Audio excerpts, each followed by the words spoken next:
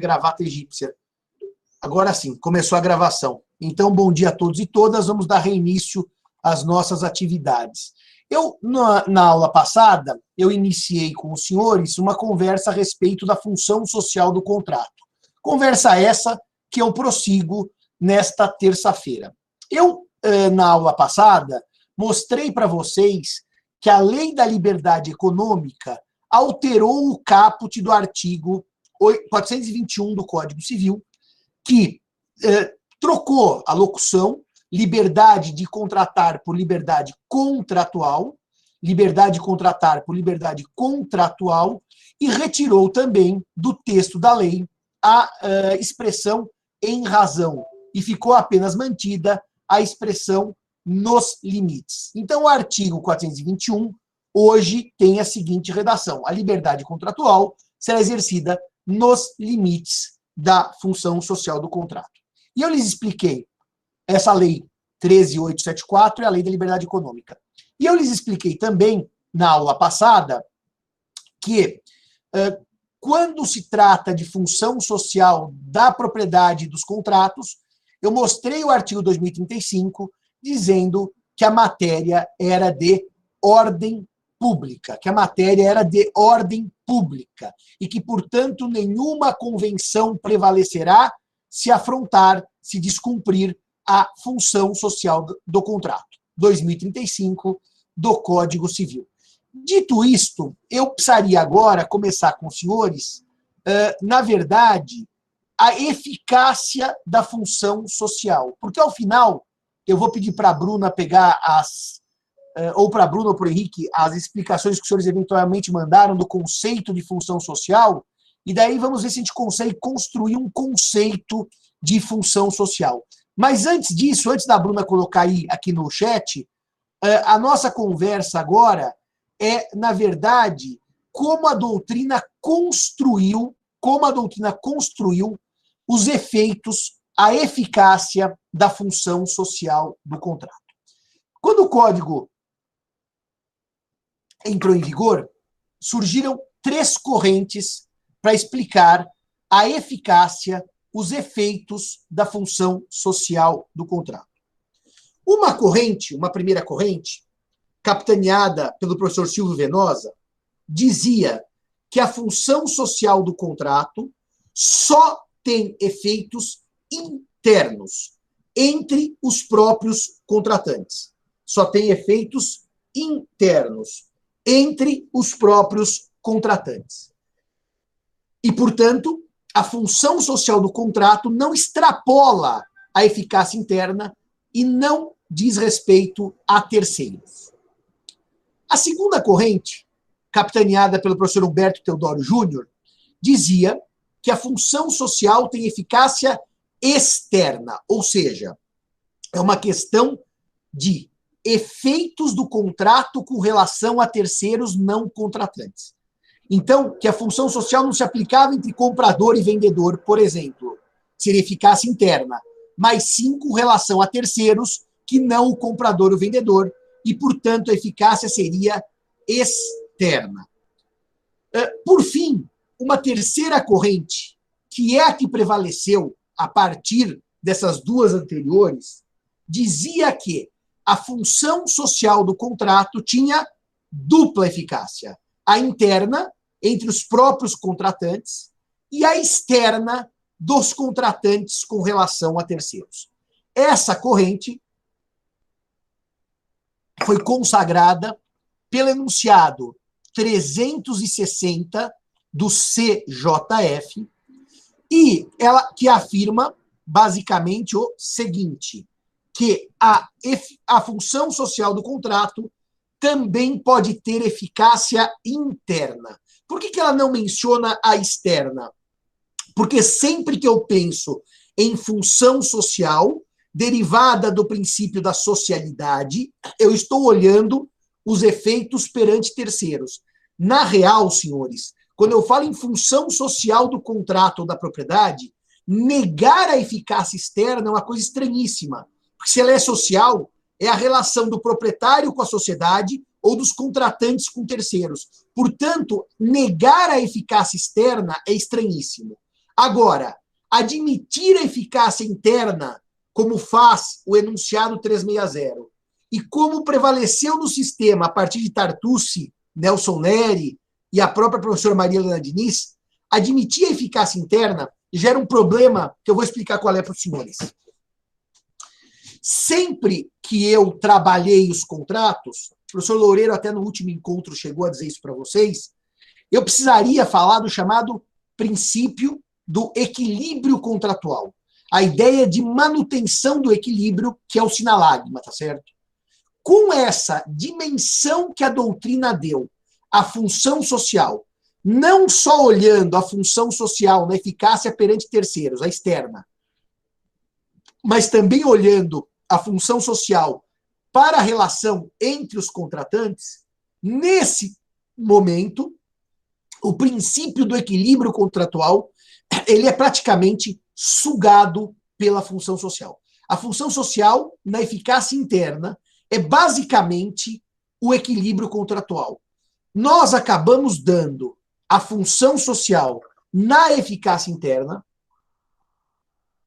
uma ampliação que hoje, em 2020, eu entendo por exacerbada, e nós acabamos fagocitando o princípio do equilíbrio contratual. E, no fundo, o equilíbrio acaba embutido na função social. Então, para dizer o que para os senhores? O enunciado 360, ele reflete um superdimensionamento da função social. E esse superdimensionamento, ele acaba gerando, evidentemente, que quando eu olho a função social na sua dupla eficácia, interna perante os contratantes e externa perante terceiros, eu acabo admitindo um maior grau de intervenção do judiciário sobre o conteúdo do contrato. Em suma, eu abro para o juiz uma dupla porta de intervenção sobre o conteúdo do contrato, quer seja nas relações entre os contratantes, eficácia interna, quer seja na relação com terceiros. No fundo, então, o que eu estou dizendo é que a doutrina, quando ela assume a eficácia interna da função social, ela dá uma carta mais alargada de poderes aos juízes para sua intervenção sobre o conteúdo do contrato. Carta essa que foi muito utilizada pelos magistrados e ainda tem sido.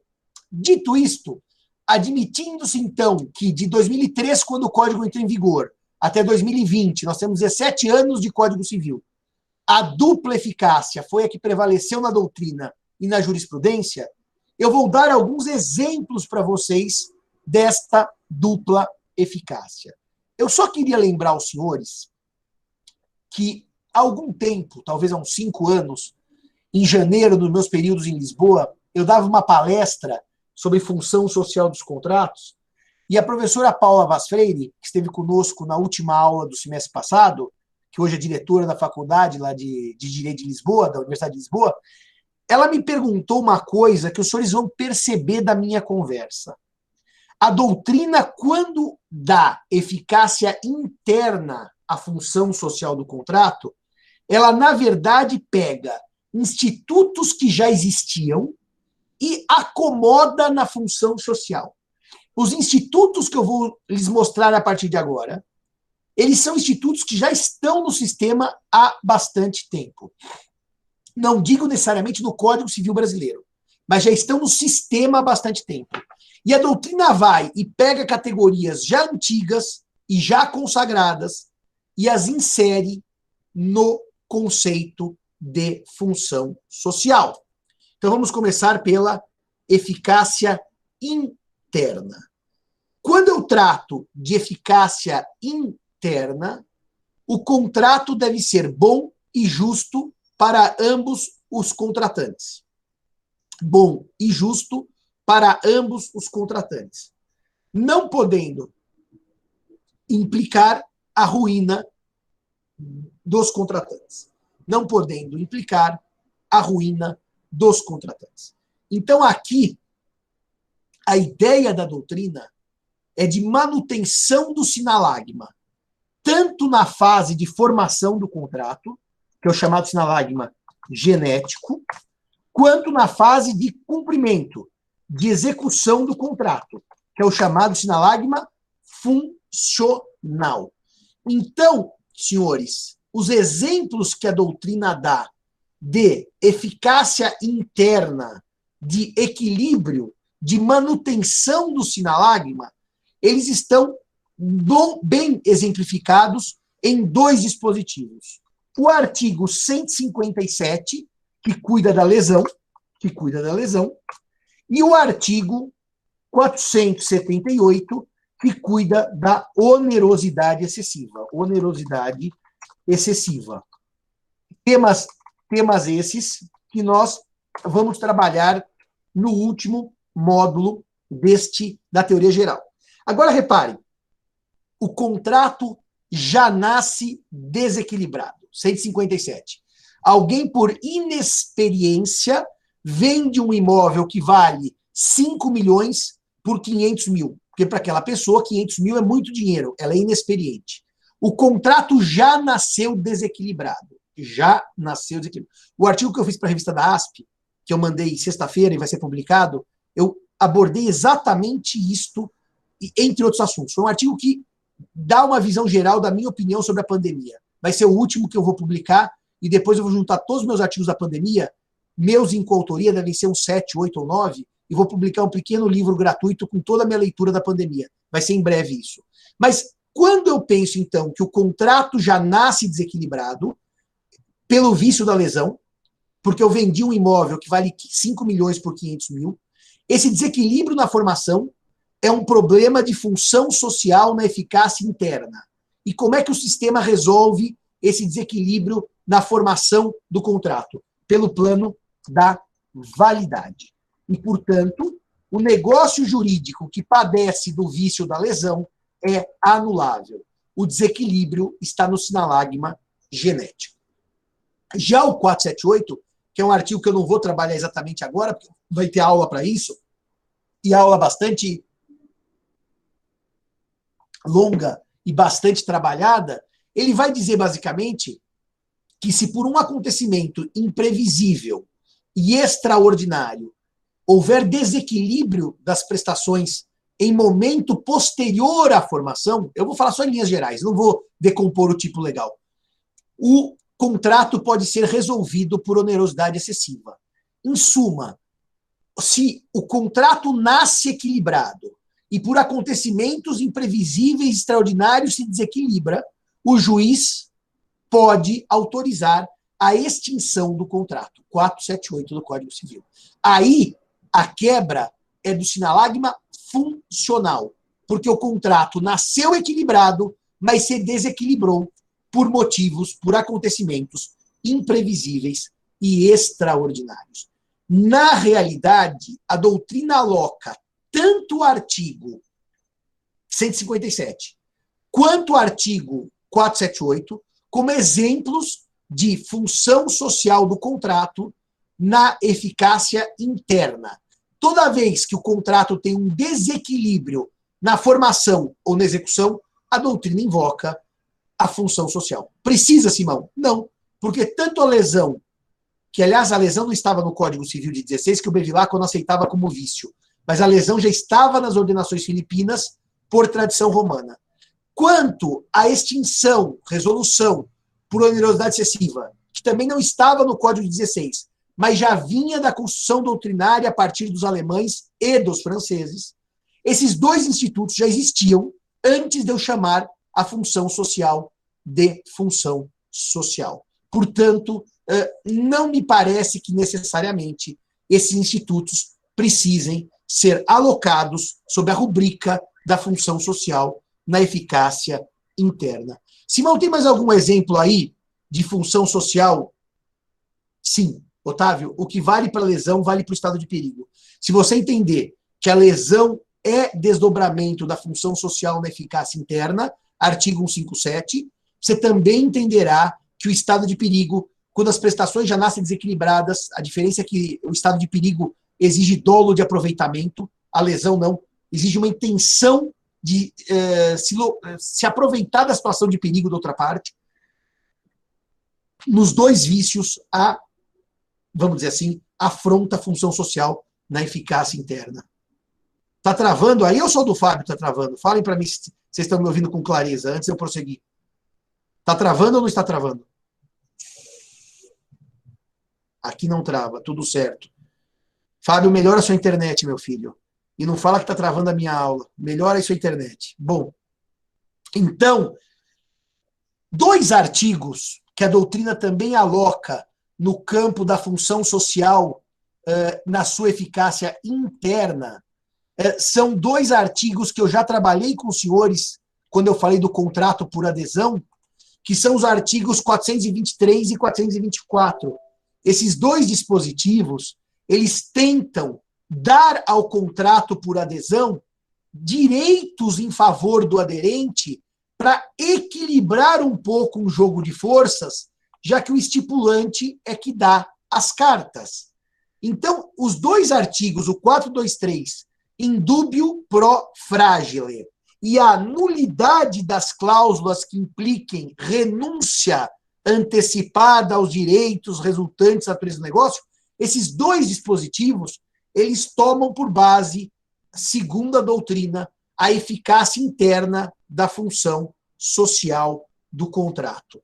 Agora, reparem que os dois dispositivos, de certa maneira, já existem no CDC, não com a mesma redação, mas já a ideia, o espírito dele já está no CDC, e nós já falávamos disso muito antes de se debater função social do contrato. E um último dispositivo que eu trabalhei com os senhores na aula passada, no semestre passado, e que foi objeto de um parecer dos mais interessantes que eu já trabalhei na minha advocacia, um parecer numa situação de compra de participação societária de uma grande empresa, e que a doutrina hoje aloca esse dispositivo na função interna, na eficácia interna da função social, é o artigo sobre a cláusula penal, que é o 413 do Código Civil. Artigo este, por mim, trabalhado com os senhores no semestre passado.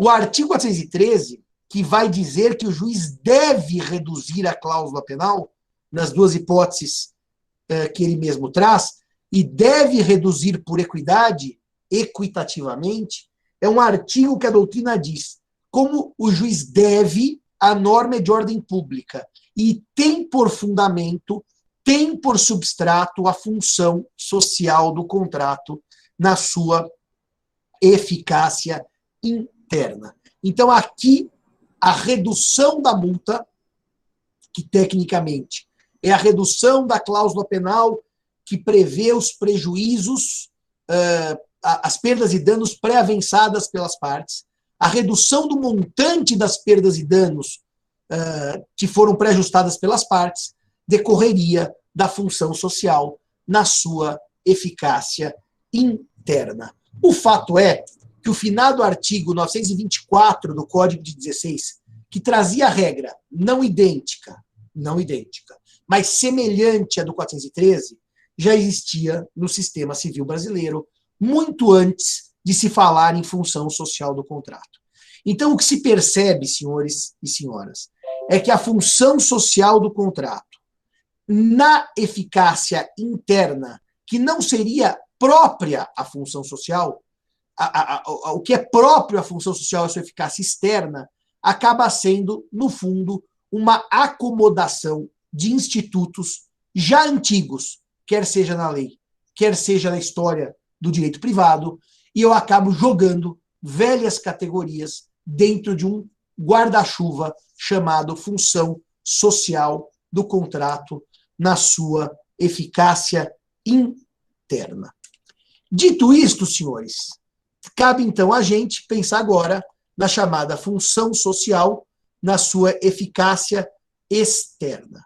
Na sua eficácia externa. Quando eu trato, então, de função social da propriedade, que já temos 2 séculos de debate sobre isso, eu imagino que a propriedade deve ter um uso e uma fruição de acordo com o interesse social, e não o mero interesse egoístico do titular do direito de propriedade. Aliás, se vocês resgatarem as fontes romanas, os romanistas diziam que em Roma o direito de propriedade ele era tão pujante, tão forte, tão intenso, que ele ia quod inferus ad sidera, das profundezas do inferno até o alto das estrelas. Quer dizer, era uma propriedade amplíssima, né? Imagine dizer hoje que se um avião passa em cima da minha casa, eu vou cobrar aluguel porque ele usou o meu espaço aéreo, né? Imagine se um fio da empresa de energia que passa embaixo da minha casa, eu vou cobrar aluguel pelo uso do subsolo porque eu sou dono quod infero ad sidera. Isso já não faz menor sentido hoje. Mas, de qualquer maneira, a função social da propriedade sempre foi visualizada na eficácia externa. Vitor, a redução da cláusula penal excessiva, ela fica em duas categorias, no abuso do direito, tá certo? Ou ela fica no enriquecimento sem causa, ou enriquecimento exagerado. Seriam essas categorias tradicionais para essas figuras. Mas, como eu dizia, então, a noção de propriedade olhada de acordo com a sociedade, ela é perfeita, antiga e consolidada.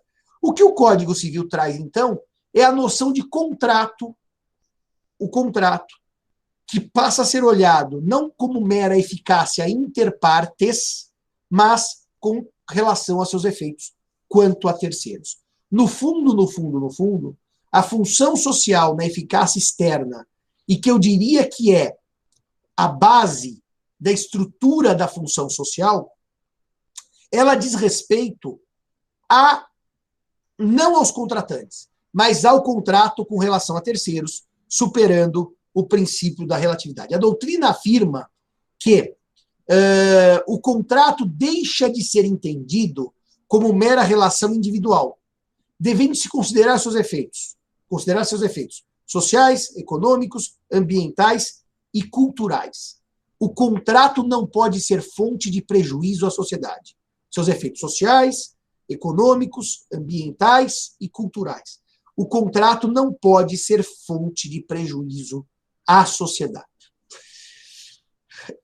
Quando eu escrevi o meu livrinho de contratos, aquele branquinho, que deveria estar aqui em cima, mas eu ainda estou num furor de produção de artigos, então a minha sala está uma zona que acaba essa semana, e o pior que eu estava explicando para o Cairala, que quando eu digito muito, eu tenho um negócio que chama contratura do trapézio. Meu trapézio aqui no ombro faz assim, ó. Então hoje eu estou parecendo idoso de 100 anos. Meu ombro está paralisado. Mas eu dizia, então, no meu livrinho de contratos, que eu lancei em 2004, 2005, acho, logo que o código entrou em vigor, eu dei um exemplo de função social do contrato na eficácia externa, que, curiosamente, depois eu vi isto em juízo. Era uma ação, era um exemplo, em que eu tenho uma construtora. E eu procuro um banco e firmo com o banco um mútuo.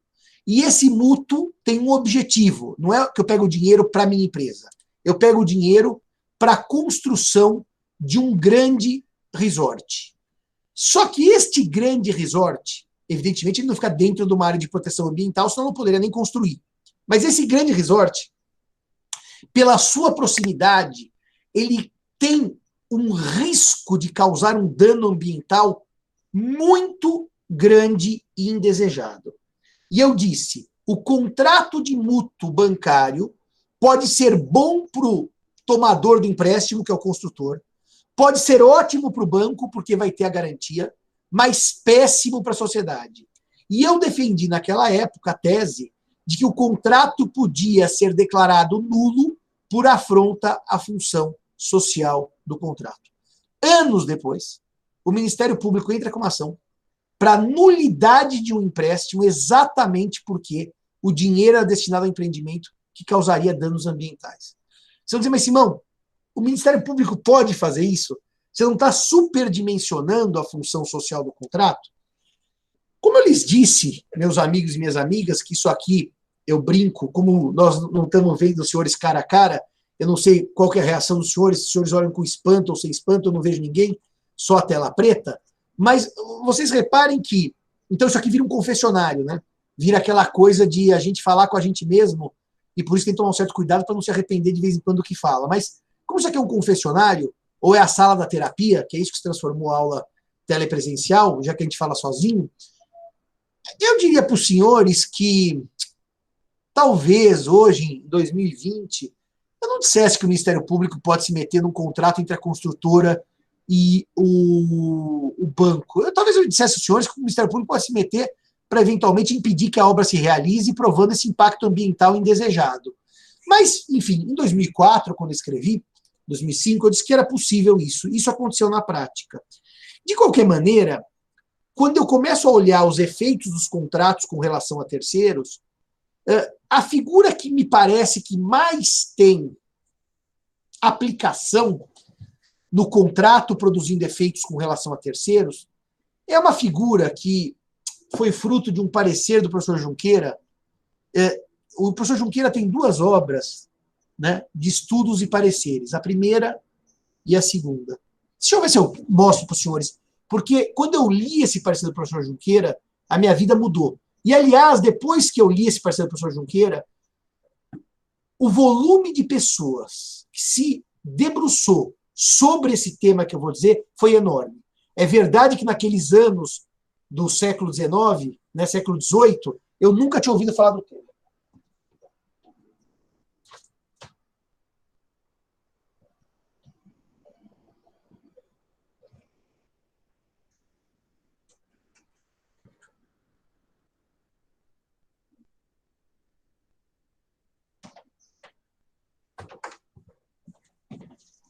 Esse aqui é o livro do professor Junqueira, tá? O livro do professor Junqueira é uma preciosidade acadêmica, é um livro riquíssimo, e aqui eu tenho a alegria de ter a dedicatória do professor Junqueira ao José Fernando Simão, com os meus cumprimentos, 2007. Professor Junqueira.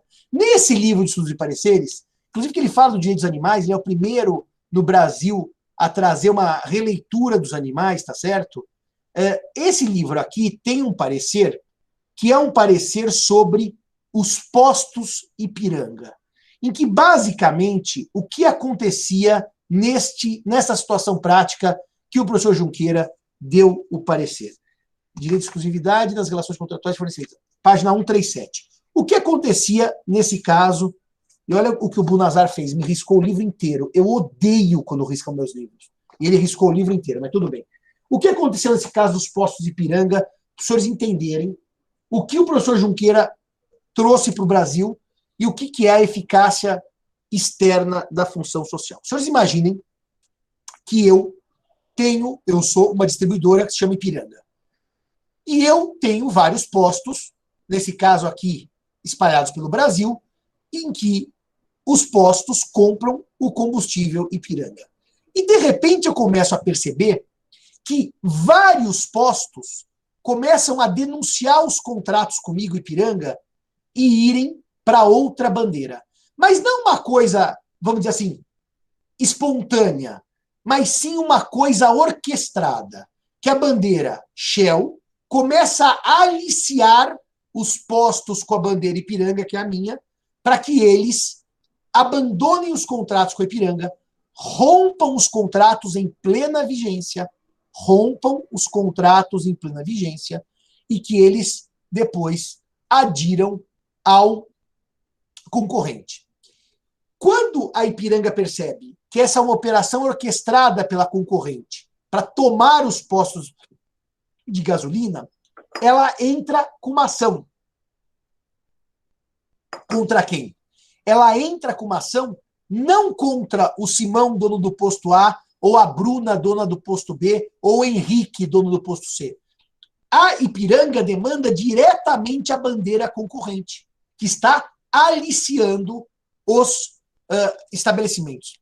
E o professor Junqueira, então, constrói aqui, neste parecer, e até quero dizer uma coisa afetiva, ele dá esse parecer para os postos Ipiranga, e o advogado dos postos Ipiranga é um dos meus grandes amigos, lá de Porto Alegre, professor Lupion, que eu já disse para ele, Lupion, arruma os originais desse parecer para tirar uma cópia, porque isto é uma preciosidade. Então, o professor Junqueira traz para o Brasil a chamada doutrina do terceiro cúmplice. ou Doctrine de tiers complice. E a doutrina do terceiro cúmplice, desenvolvida na França, ela vai dizer que este aliciador, esse que está roubando os fornecedores, ele deve responder civilmente, ele, aliciador, pelos danos que ele causar ao prejudicado. E o professor Junqueira, inclusive, ele traz aqui nos estudos e pareceres o princípio contratual que eu trabalhei na aula passada para os senhores, que é o res inter alios acta, tertio neque nocet neque prodest, e que ele vai dizer, então, que, no fundo, a ideia de oponibilidade do contrato perante terceiros acaba sendo viável pela teoria do terceiro cúmplice. É verdade que ele invoca, o professor Junqueira, a boa-fé objetiva. Aliás, ele traz aqui uma frase que é absolutamente emblemática: a responsabilidade do terceiro é, pois, aquiliana. Ela é, pois, extracontratual. E nesse momento, ele conclui: não temos dúvida de que a Companhia Brasileira de Petróleo Ipiranga, além das providências judiciais e ações de inadimplemento que lhe competem contra seus postos revendedores, contra os postos que adquiriram ou veio adquirir combustíveis às distribuidoras estranhas, tem também diretamente contra estas mesmas distribuidoras direito quer de impedir o ato ilícito, quer, se cometido delito, de obter indenização cabal. Esse é o nosso parecer. Então, pela doutrina do terceiro cúmplice, que o professor Junqueira aloca na teoria pela boa-fé objetiva, eu teria, então, produção de efeitos contratuais perante terceiros. O meu contrato, Simão, com a bandeira Ipiranga, pode ser oponível à Shell, e a Shell não pode me fazer, vai ter que respeitar um contrato do qual ela não foi parte. Essa ideia, que hoje está na função social, na Gênese estava alocada como efeito da boa-fé objetiva, a doutrina do terceiro cúmplice. E há um artigo no Código Civil que ele espelha com precisão a chamada doutrina do terceiro cúmplice. E que, portanto, hoje, a doutrina do terceiro cúmplice ela é lida à luz da função social. Reparem que coisa linda o que diz o professor Junqueira, que além do direito que a bandeira, Poços de Petróleo Ipiranga, tem contra os seus próprios postos, os seus próprios contratantes, ele também tem diretamente as mesmas medidas contra as distribuidoras, para impedir o ato ilícito ou para indenização no caso do delito. Eu pego o contrato entre Simão e o posto Ipiranga e vou opor a Shell, vou opor as demais distribuidoras. E a doutrina, então, traz como exemplo da função social na eficácia interna um artigo da prestação de serviços, que é um artigo dos mais interessantes. Aliás, ele é tão interessante que eu vou ver se eu acho aqui no... Já que essa aula é virtual mesmo, já que isso aqui é tudo diferente do que a gente está acostumado, o chamado caso do Zeca Pagodinho. O chamado caso do Zeca Pagodinho é um dos casos emblemáticos de um contratante. Deixa eu ver se eu acho na internet essa publicidade. É um dos casos emblemáticos de publicidade em que houve o contrato em que houve um problema com relação a terceiros. Vamos lá. A Skin fez um relançamento da sua marca. A Skin fez um relançamento da sua marca com a chamada nova Skin. Então, o objetivo da publicidade da Skin era mostrar que aquela Skin tradicional estava abandonada e que, a partir de agora, haveria a chamada nova Skin. Foi uma propaganda, uma publicidade enorme de relançamento da marca. E daí, tínhamos esse videozinho aqui.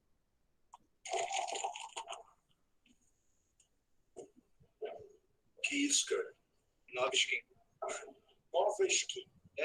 Nova Skin com novo sabor. Experimenta. Experimenta. Experimenta. Experimenta. Experimenta. Experimenta. experimenta, experimenta, experimenta, experimenta, experimenta, experimenta, experimenta, experimenta, experimenta, experimenta, experimenta,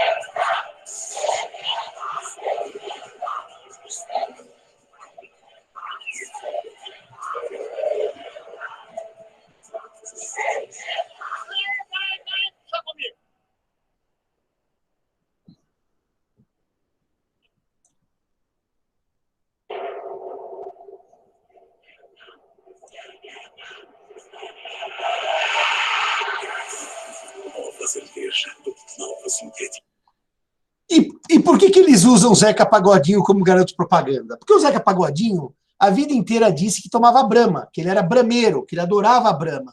E quando ele toma, então, a nova skin, nessa campanha que era praticamente uma campanha hipnótica, do experimenta, experimenta, experimenta, o que acontece, então? Ele vira o símbolo dessa campanha publicitária. O problema do Zeca é que o Zeca, também nos estudos e pareceres, o professor Junqueira chama o Zeca Pagodinho de dano social. Por quê? Porque ele vai, em plena vigência do contrato com a skin, ele rompe o contrato e passa a ser garoto publicitário da Brahma. Ou seja, em plena campanha do Experimenta, ele rompe o contrato com a skin, ele rompe o contrato que ele faz aquela cara que ele levanta o dedo, que é uma cara de aprovação da skin, e daí ele começa a fazer uma publicidade para a Brahma. Vejam o detalhe do que faz o Zeca Pagodinho com o contrato em plena vigência. O contrato da skin em plena vigência e ele ganhando o dinheiro da skin. Quem já não viveu um amor de verão, até tentou e descobriu que era ilusão. Pois havia um momento que... Quem nunca viveu um amor de verão e descobriu que aquilo era ilusão, quer dizer, ele está literalmente desdenhando da skin, sendo que ele rompe o contrato, a Brahma o toma como contratante, o alicia, e ele vai desdenhar da skin com o contrato em vigência, e ganhando dinheiro da skin. Balança o coração, mas pelo amor, não tem comparação. Se ela não tem papo, o pagode não dá liga. Se ela não presta, ela refresca a minha vida. Cair em tentação, pode ocorrer com qualquer um, mas grande amor, só existe um. Cair em tentação pode ocorrer com qualquer um, mas grande amor só existe um. Ou seja, em plena vigência contratual. Esse senhor, chamado Zeca Pagodinho, que lamentavelmente alguém toma cerveja por conta dele, não sei por quê, porque não deveria tomar nada por conta dele, tá certo? Ele vai e distrata, rompe o contrato com a skin e tira sarro da skin. Simplesmente se vende para a Brahma e tira sarro da skin. A skin tem uma reação que é lançar, depois dessa, um outro comercial, que esse eu acho que não está mais no YouTube, porque eu não sei se ele ficou aqui, porque esse comercial deu o maior problema. Eu não sei se esse ficou aqui, sabe? Eu acho que talvez tenha ficado. Quer ver? Deixa eu ver se é esse aqui. Deixa eu ver se é esse aqui. Toda a família tem um primo sem noção, o Joaquim. Sai daí, rapaz, você não primo tá grávida? Acho que não é isso, não. Desculpa, eu sei. Foi o Pedrão que fez vasectomia, cortou lá. Não, esse aqui, não é esse aqui, não. Porque realmente tem um comercial em que o Zeca, então, recebe o troco. Porque há um bar, um boteco carioca. Não é, não estou achando, não. Esse eu preciso procurar melhor, porque eu acho que esse daí foi proibido. Basicamente, então, depois, vem um boteco carioca, e que está tocando um sambinha. Essa é a resposta da Skin para o Zeca do Amor de Verão. E nesse boteco carioca, tá tocando um sambinha, e tem um sósia do Zeca Pagodinho com uma cara assim triste, sentado, né? E a câmera vai fechando. Cara, vê se você acha essa publicidade, ou a Bruna ou o Henrique. Vai fechando, e o Zeca, sósia, vai ficando assim no quadro, e logo atrás do Zeca tem uma lousa. E a lousa está escrita assim: prato do dia, traíra. Que, como vocês sabem, traíra é uma gíria para traidor, tá certo? Então, a Skin chama o Zeca de traidor. E desta briga, experimenta depois. Foi amor de verão. Tomei, não gostei, foi ilusão. Agora eu voltei para a Brahma, porque a Brahma é que eu adoro. E a Skin rebate dizendo que ele era traidor, surgem ações judiciais. Curiosamente, eu já vou contar essas ações para vocês. Curiosamente, o artigo 608 do Código Civil Brasileiro, ele é um artigo que resolve essa questão. Por que resolve? Porque o 608, ele vai trazer a eficácia do contrato quando um prestador de serviços é aliciado por outrem.